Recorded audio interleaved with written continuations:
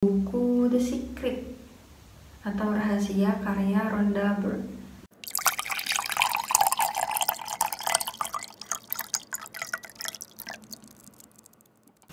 Halo semuanya, selamat datang lagi di video aku.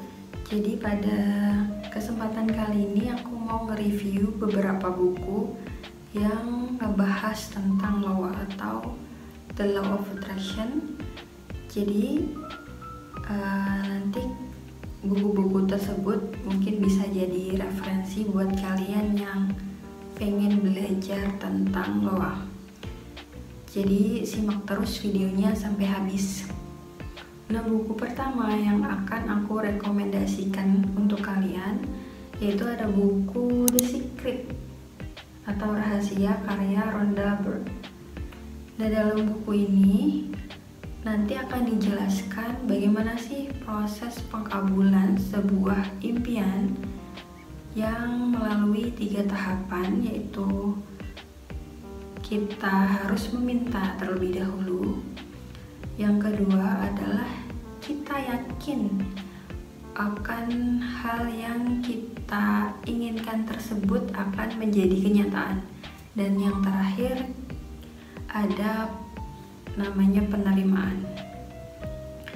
Dan dalam buku ini juga ini banyak cerita-cerita dari beberapa tokoh yang sudah menerapkan loa dan berhasil, mulai dari loa tentang kesehatan, finansial. Nah, menurutku di buku ini pengalaman-pengalaman para tokoh itu dijelaskan dalam sebuah cerita, jadi kita bisa lebih mudah untuk memahaminya. Nah, kalau The Secret ini juga ada filmnya kalau kalian tertarik buat nonton. Kurang lebih isinya sebenarnya sama aja. Itu filmnya film dokumenter tentang wawancara beberapa tokoh yang nerapin loa. Kalian bisa ketik di pencarian YouTube The Secret, film The Secret gitu. Dan buku kedua yang akan aku rekomendasikan kepada kalian yaitu buku Law of Attraction karya Michelle Gelusier. Kalau di buku sebelumnya itu kan banyak cerita dari para tokoh. Kalau di buku ini nanti ngebahas sejarah singkat tentang loa, terus itu lebih banyak ke prakteknya. Jadi nanti di buku ini akan ada banyak banget lembar kerja yang bisa kita isi terkait dengan loa. Jadi kita akan lebih banyak melakukan praktek sih menurut kalau di buku ini. Nah, buku yang ketiga yang akan aku rekomendasikan ke kalian buat dibaca itu ada buku Quantum Ikhlas karya R.B. Santanu.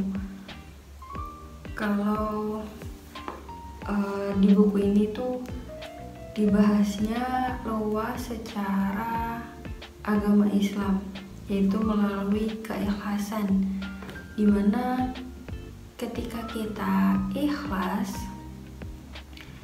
secara otomatis kan kita akan berada pada vibrasi yang baik. Kalau kata Pak R.B. Santanu, ketika kita mampu ikhlas, kita itu akan berada pada gelombang otak atau frekuensi alfa, dimana pada gelombang atau frekuensi tersebut kita itu akan lebih mudah mengakses pikiran bawah sadar kita. Nanti banyak kayak ayat-ayat atau hadis yang berkaitan tentang loa menurut pandangan Islam.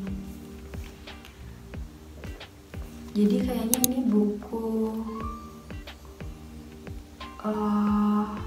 loa tapi dibahasnya dari sisi agama sih. Untuk buku yang lain kayaknya aku belum nemuin. Kebanyakan kan bukunya ini kalau kataku masih kayak konvensional, belum syariah. Mungkin segitu aja untuk video kali ini. Semoga buku-buku tadi bisa jadi referensi baru buat kalian.